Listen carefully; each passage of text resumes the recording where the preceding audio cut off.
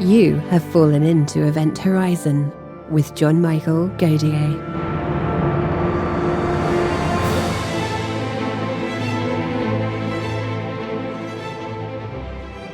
In today's episode, John is joined by Dr. Lior Shamir. Dr. Lior Shamir is an associate professor of computer science at Kansas State University, specializing in data science with applications across multiple disciplines, including astronomy. His research involves computational statistics methods to analyze complex data sets, leading to discoveries in fields such as astronomy. His recent work focuses on the analysis of galaxy rotation patterns using data from the James Webb Space Telescope, challenging existing cosmological models and suggesting new perspectives on the universe's structure. Lior Shamir, welcome to the program. Thank you so much for having me. Now, you have a recent paper that's very intriguing because it has implications that could go far beyond what actually you were reporting, which is perhaps a pattern in the rotation of galaxies. But my first question is, all right, how do we tell the rotation of a galaxy? How do we, observationally, when we look at that and these things are all twisted and turned and perspectives, seeing them rotating, what is it about a galaxy intrinsically that gives you a way to say this is rotating this way or that way? Right. So with spiral galaxies, the one thing that's special about spiral galaxies is that they have perspective. So we can see they look different where we look at them from different directions. They would look different to the observer. And one thing, galaxies that turn towards us, we can see the shape of the arms. We can see the curve of the arms. In almost all cases, the arms are trailing, so they can tell the direction of rotation. In very rare cases, very, very rare cases, it's going to go the other way. So by the shape of the arm, we can tell where the galaxy rotates. It's a little, it might be tricky to look at it just by the eyes because it kind of combines art with science. So what I did using a mathematical definition of that, just analyzing the curve, and then with some mathematical analysis determines which way the galaxy goes. But the thing is specifically about that, even if you don't, just to see it, you don't need any math or any expertise in anything. Anyone can just go zoom into data released by NASA, and you can see that just a child can see that just by looking deep into the image and see the galaxies by the shape of the arms, see that there's a symmetry there, and every person can see it. It's very easy to see. Now, that symmetry would suggest a preferred direction of rotation that's inherent to the universe, and that in some ways something nudges these galaxies to do a certain thing a certain way, not always, but better than 50% of the time. What is the ratio? In other words, what's the difference between galaxies going one way and the other way for this preferred rate of rotation? Yeah, in the JWST field, that's a good question. In the James Webb Space Telescope field that we see, it's about 50%. So you have 50% more galaxies going one way than going to the other way. It should be more or less 50-50. Within statistical error, it's 50%. You can see it also in closer galaxies, but it's not 50%. The difference gets larger and larger as you go deeper in space. And that gives a lot of questions of what causes that to happen. And there could be different explanations to that. So in other words, you look at close galaxies, you still see something, a pattern. Yeah. But you look at very, very distant galaxies, which you're looking back in time. You're looking at galaxies as they were very early on. It's even more. I can't think of anything that would cause that. What are the ideas? Okay, so there are two things. One is the universe that we see from Earth. That is the real universe. That's what the real universe and the early universe that we saw. And that the preferred direction means that perhaps the universe was born rotating, and we have a rotation that's reflected by the alignment in the rotation of those galaxies. And then as the universe gets older, then you have galaxies starting to merge and rotations start to flip, and it becomes more chaotic in time. So that's one explanation. The other explanation is that what we see is not what the real universe looks like.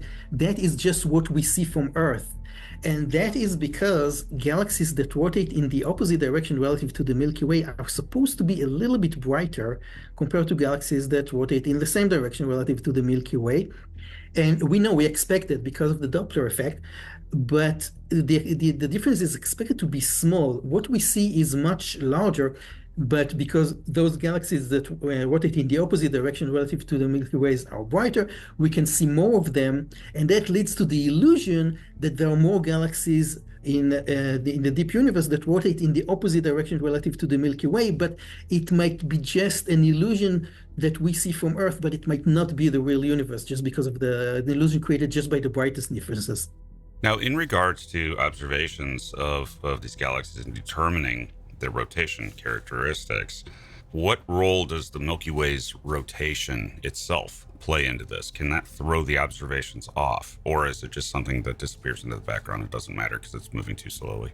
That is an excellent question. It's a foundational question here. So we know that the rotational velocity of the Milky Way will have some impact, but it's supposed to be small. It's supposed to be negligible. The 220 kilometers per second of the rotational velocity of the Milky Way is really small compared to the linear velocity of those galaxies.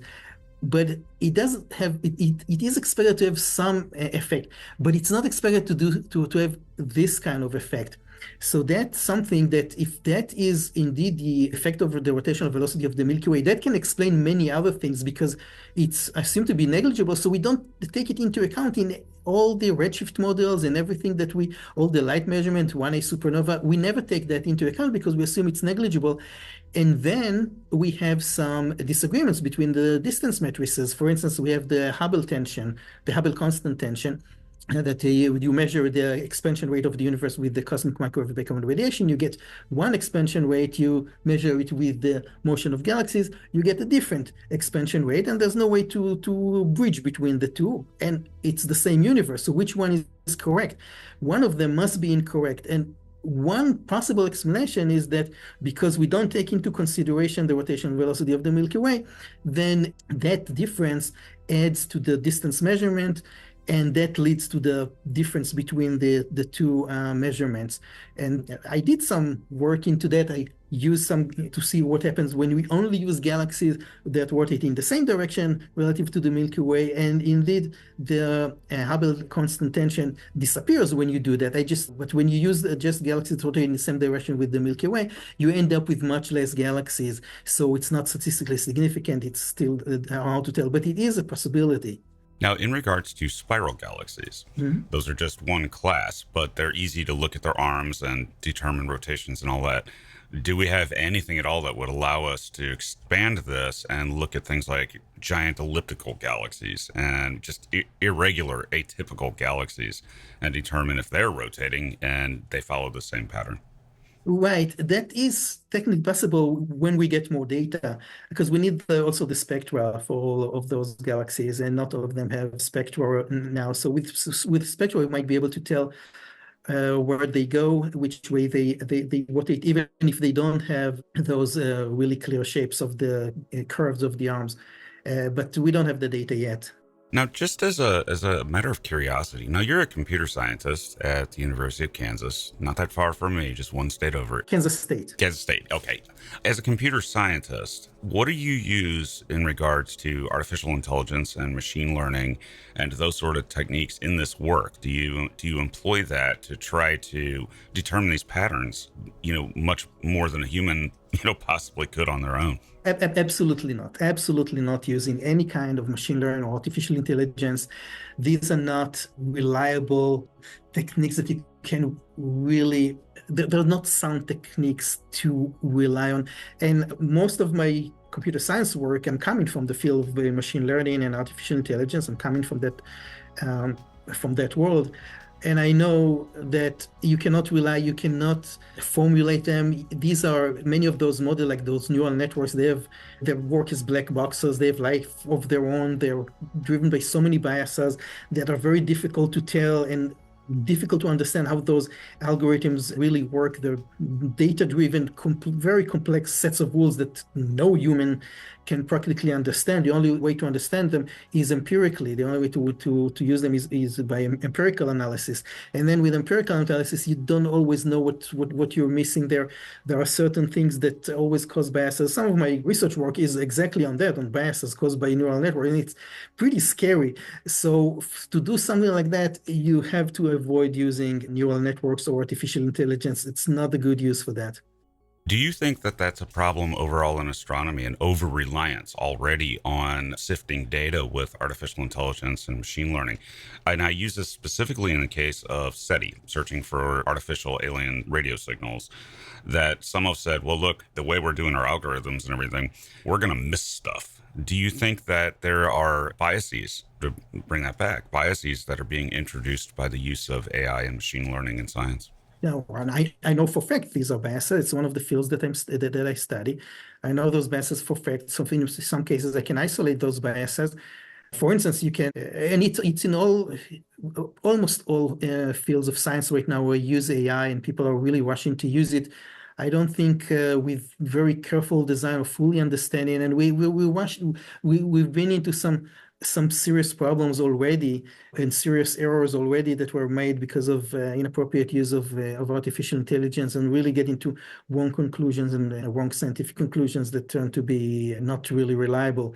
Also in astronomy, for instance, you can the system work, but you need to train a system, so you get a training set. It changes when you take a training set from one part of the sky, and you scan let's say galaxies, and you see how the galaxies are distributed, and you see one universe. You take a training set taken from another part of the sky, and all of a sudden you see a different universe. Now visually they look the same. A person will never suspect anything because all of those galaxies look pretty much the same for the human eye. The neural network sees things that the eye cannot see, and it's trained by certain things that you don't want it to be trained on, but it does what it does. It doesn't follow what you expect it to do. It just does what it just gets from any discriminative information, pieces of information that it can get from the data. And it becomes a little frustrating, so that it's going on too wild. And well, sooner or later, we'll have to take a step back from using all these things. At some point, we'll need to understand what we're doing. And knowing that these things that might seem empirically working fine, but there are so many biases, so many things it's so difficult to account for, that at this point, those are not sound research methods for that specific purpose, for making like scientific discovery in that sense. Now, taking a step back in a different way with cosmology, now decades ago, over actually probably close to 50 years, a number of scientists, actually two independent ones, noticed that the universe in a certain way, and this gets into rotation, the universe in a certain way starts to resemble a black hole, the event horizon of a black hole, the observable universe bubble, and that the universe perhaps is a black hole or a white hole, the other side of a black hole, through the wormhole, as it were. Now, what's your view on this? Do you think that rotation of the entire universe is best described by that theory that maybe it is a black hole or something like a black hole? It's a possibility. It's a possibility. I've been studying or looking into the black hole theory for some time, and it takes a while to get connected to it, to understand it, and to understand what it means, because it really sounds. When first time I heard about it, it was like a kind of like that can't happen. Immediately you dismiss it. But when you take like 5 or 10 years to think about it, things start to make sense. One of the things about black hole cosmology, while other models are becoming weaker when we see more observation now with James Webb Space Telescope and what it shows us and other things, the black hole cosmology only becomes stronger when we have more observation. So it started early 1970s when people noticed that the radius of the universe, the Hubble radius, is similar to very close to the Schwarzschild radius, the radius of a black hole, given the mass of the universe. And that, I think, what initiated the black hole cosmology. And then dark energy came in, like in the late 1990s. And with star cosmology, it's pretty difficult to explain where that dark energy is coming from. Black hole cosmology, it makes it very easy to understand. In fact, it would be surprising if that wasn't the case with black hole cosmology. And now we're talking about like the rotation of the universe you mentioned. So yeah, if the universe rotates, it's going to be very difficult to notice that because we don't have a frame reference to know that. And we should remind ourselves how long it took us to figure out that the Earth is rotating. For the same reason, we didn't have a frame reference. We didn't have the star, the moon, and the sun as reference, but we ignored them for many years, because everything else just fits the understanding of the contention that the Earth is not rotating, because everything was rotating with it. So now we might be in the same situation, that how do we tell that the universe is rotating, because we don't have a frame reference for that. But what we could do is we could use other probes, and yeah, this is one of the probes. If the universe was born rotating, something in the rotational velocity would have been inherited by the galaxies, and we should be able to see it in that way. And so that's one of the possibilities. Yeah, it should be a possibility that the universe is rotating. Well, that's been asked in a number of different cosmological contexts over the years, that there are other things that involve a rotating universe. The question is that, again, you need reference points. You can't see outside of the observable universe. Therefore, you don't have a reference point to tell, and you can't see that you're rotating. But does that inherently suggest a multiverse, a rotating universe? What medium is it rotating in? So does it suggest that? Well, it might. It's whether we're going to do like the philosophical level of that. My philosophical take on it is that either there's going to be many universes, or there would be no universes at all. And the idea that there's exactly one universe, and that is also the universe that we live in, that sounds like the Plato prisoners that live in the cave, and they think that the world is the cave because they've never been outside of the cave, so that's all they know. So that kind of sounds to me a little bit like that. Yeah, rotating universe, maybe it might not necessarily mean black hole cosmology. There could be other, like you said, there are other theories related to rotating universe. But if we assume that black hole cosmology is the model that explains the universe, then it also explains the idea of multiverse, because if you can assume that I don't know if in every black hole, but in some black holes, universe form, then that explains the multiverse aspect of it. Now, the media, of course, went a bit further with the story, more than what was there, in a way, saying that, oh, the universe is a black hole and all of this. What would you say to that to correct everybody based on what your paper actually said versus what was out there in the popular media? Yeah, so it is the explanation, in my opinion, the likely explanation is not a rotating universe, in my opinion. I can understand why it can be explained that way, and why would people see it that way. And I cannot say that they're wrong. They might be right. I might be wrong. They might be right. And it is an evidence for a black hole universe, that we are indeed inside in the interior of a black hole that lives in another universe. It might be. I'm not going to reject that. I think that there's a more likely explanation. I think that is the less likely explanation. There is a more likely explanation, which is that those galaxies that rotate in the opposite direction relative to the Milky Way are just brighter, and we see more of them. And that's why it looks from Earth that we have more of those galaxies. But the real universe had a more or less equal number of galaxies. But I'll still need to do some work. I'm still working on it to figure out which one is the correct one. There will be more to come. So it would be sort of a natural bias that the universe is imposing on us, that one type is brighter than the other, and we have to leave that open until further observation clears that up, right? Yeah. Well, it's not the universe, it's just the Doppler shift, the motion of the Milky Way relative to the galaxies. That's what... well, the properties of the universe, with an observational bias. So you have to leave that open. Right. Yeah. And the question is, why the effect increases with the distance? How that happens? That's still an open question that I cannot explain right now. Still working on it. Now, how much more available data from JWST do you have? Because I remember the sampling in the paper was a little over 250 galaxies. Can you add a lot more to that with time, with that data set from JWST and other places that they've built up so far? Well, what's coming up is Euclid. Euclid is the answer to that, because Euclid is going to scan a much larger footprint on the sky than James Webb Space Telescope. So Euclid is going to be the answer to that, with providing like a virtually infinite number of galaxies that can be used for that. But again, the footprint, James Webb Space Telescope is a very small footprint.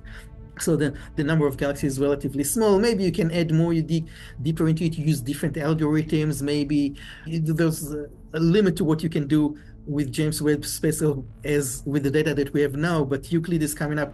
Then we have the Large Synoptic Survey Telescope, the LSST.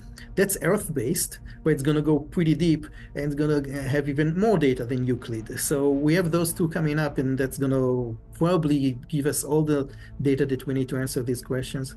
And soon, too, as I recall, the LSST Vera Rubin Observatory sees first light this year. Exactly. In just a few months. So that it'll be doing science by this time next year. Correct. And you'll have data sets. And I wonder what else is going to come out of that, speaking of patterns, because when you're doing all sky surveys every less than a day and a half, over and over and over, you're going to see transient things that you would never see with a telescope like James Webb, where you're just looking at a tiny spot in the sky, making an observation, but you're not seeing the whole. But here we're seeing the whole. And I think there's going to be a lot of interesting things that come out of that. I'm very excited for it. No, Vera Rubin is a game changer. That's a game changer. It's that's a real monster. So it would be one of the largest, even if it was like a manual telescope, it would have been one of the largest in the world. But not just that, it's a robot, and it scans the sky every night, all night, producing more data than all telescopes that we have combined in history. And that's going to be really exciting. I've been with that project since 2012. So for me, it's more exciting because I've been with the project for like 12, 13 years, work on that, and it while still designing and still planning and how we're going to use it, how we're going to work with it. And now it's coming to life. So that's very exciting also personally for me. So what are you going to do there with sifting that titanic amount of data from the LSST that's going to come in? Just enormous, mind-boggling amounts of data, because the thing is working all night, every night, or almost all night, every night. How do you manage that data? I mean, you would have to use things like AI and algorithms and things like that to just see what, look for this in this data set and tell the computer instead of doing it yourself. Yeah, well, for some of the things we can use AI, it's safe to use AI. Let's say identifying gravitational lenses, for instance, or identifying peculiar galaxies, because you would use the AI to find them, to mine them in those, like to find like those needles in the haystack among millions and billions of galaxies. And then when you find them, you can look at them, you can verify them, you can do follow-up observations to verify what you have. So for that, AI can be fantastic. But not in all cases. If you use, for instance, AI to do like people have been doing, like I've been doing, like to annotate the morphological shape or the shape of those galaxies on their Hubble sequence, the stage of the Hubble sequence, which is driven by their shape. And then you use that data to come up with conclusions about, let's say, the cosmological principle, things like that. You're pretty much expected to have biases because of all the steps that the AI system need to go through. So we can use AI for many tasks, but we have to be careful in how we use it and what we use it for. It's much more tricky than some of my colleagues believe, I think, especially my astronomy colleagues who don't come necessarily from a machine learning AI background. And sometimes there's not just in astronomy, in all fields of in all fields of science now, there's a sense of people being a little bit naive about it. Well, that's interesting because we certainly live in a changing world with AI, the chatbots and everything, but expecting accuracy from an AI generated query, question, and expecting accuracy, you can't quite do that because sometimes what it compiles and gives you is not the real picture. Is that a symptom of the same problem that people just see every day in everyday life today with chatbots? Yeah, it's the same problem. It's coming from the same source of problem. The system is obviously completely different, but the nature of the problem is the same that you have. And then we can experience when we use a chatbot that sometimes the answer is not entirely complete, not exactly what we expect for. And in many cases, it will be biased because the way it was trained with biased data. And there's a lot of work that they do intentionally by design to correct for those biases. And as hard as they work, they're still, it's like chasing the cloud. You always going to have something there to correct for. You cannot account for all possible biases, and so the accuracy is one thing, and the biases is another problem. It's a really valid comparison. Yeah, and it's only going to get worse because as you make it more and more complex, especially with things like gigantic data sets, it's going to be an increasing problem. Right. Now, the cosmological principle, we rest a whole lot on the sometimes called the Copernican principle or the we're not special principle and things like that. The cosmological principle though is actually really an assumption in a lot of ways, and that and to just cover it, we just basically assume that anywhere we look in the universe, it all looks the same, and observationally it does, but we can't actually prove that that is the case. What's your view on the cosmological principle, and do you think we rest on it too deeply within astronomy?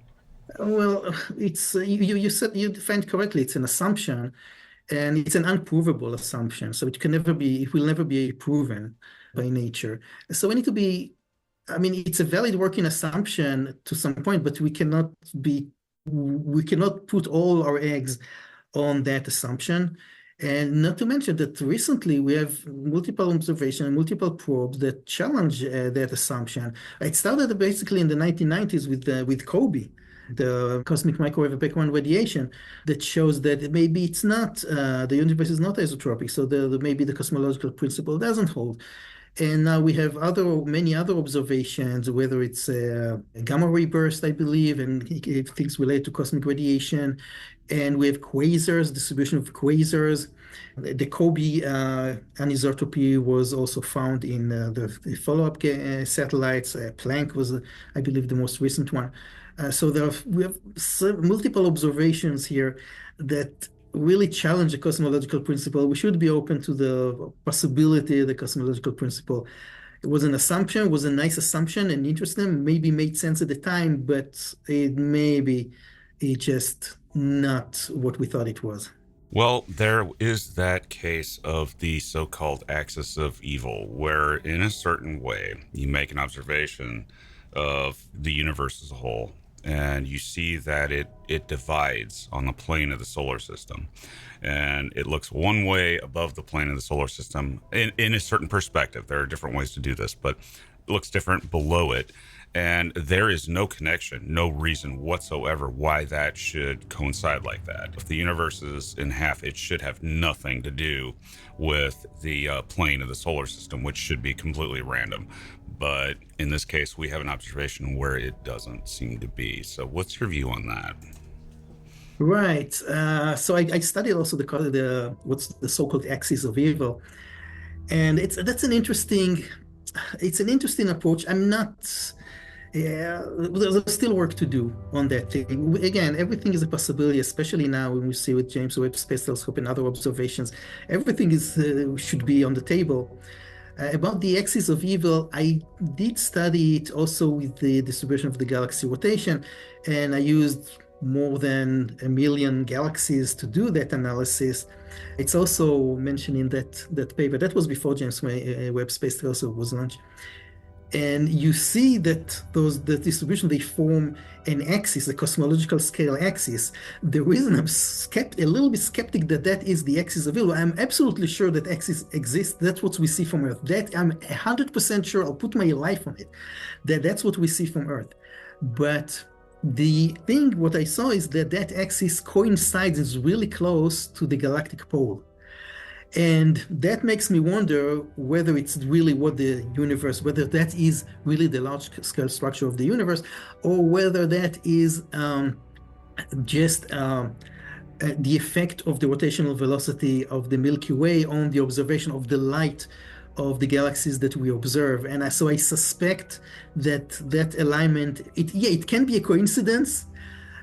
For some reason, after working about 12 years on this problem, I suspect that it's not a coincidence. It's the two are linked to each other, which means that the axis of evil, at least the one that I see in my data, is not necessarily the structure of the universe, but it is just how the galaxies that we're able to see, just the impact of the rotational velocity of the Milky Way. And it can impact also other unexplained axis of evil forms, like the HO, the expansion rate of the universe. People saw an isotropy on that.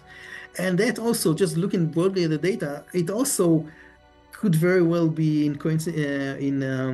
good agreement with the galactic pole. So it could also be the effect on that, because the HO, the measuring the HO, obviously it is driven by the redshift, and the redshift is affected by the also by the rotational velocity of the Milky Way, not just by the linear velocity. That's obviously the major impact, but the rotational velocity also has some impact. We choose to ignore it. We think it's negligible.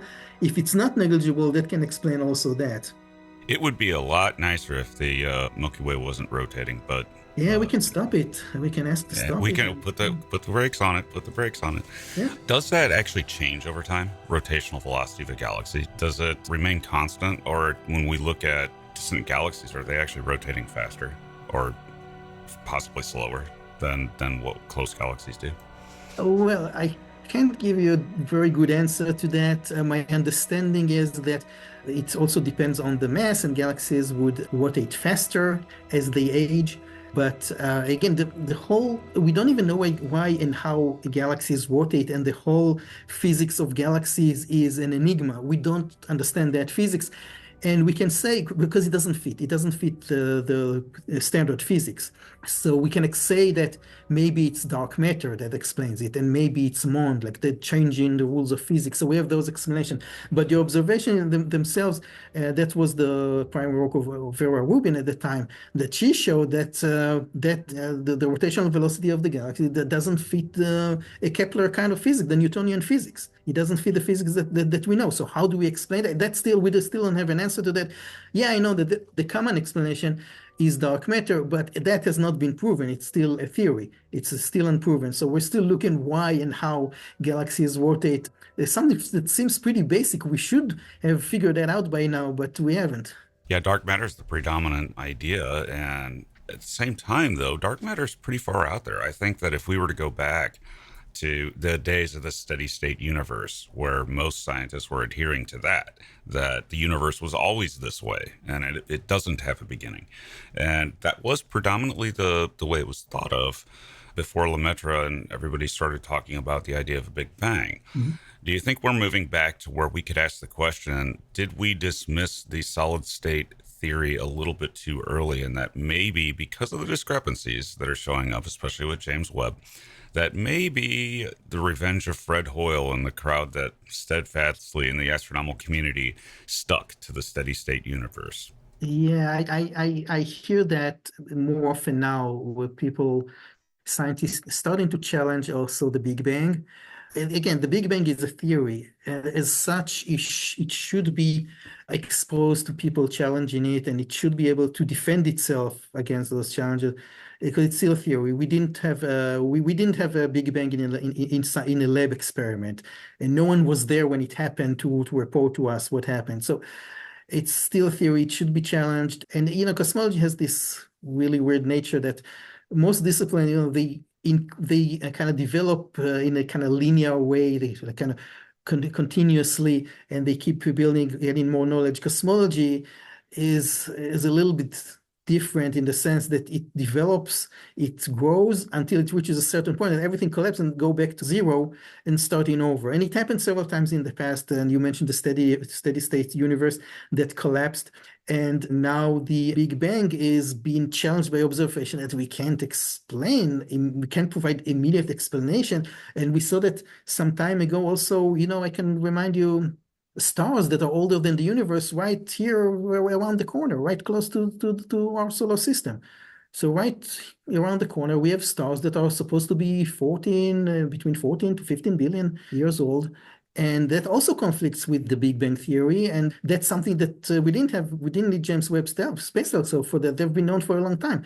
So we should be able to look into, we cannot afford right now, given all the observation that we have, we cannot afford to stick to one explanation. I think we need to be open-minded to all options. I'm not entirely sure that steady state universe is the explanation, but we need to keep it on the table. That's what I think. I think sure, always keep all these ideas on the table, if in deep freeze. But the The one thing about getting out of Big Bang cosmology that bothers me specifically, and there are things about Big Bang cosmology that I wonder about, things like cosmic inflation. It's like, well, really? But it appears that the rules changed within that cosmology. However, the cosmic microwave background radiation is difficult to explain without a Big Bang. Can you think of a way to do that? And tell us about your work with the CMB cold spots that we we are still mystified about.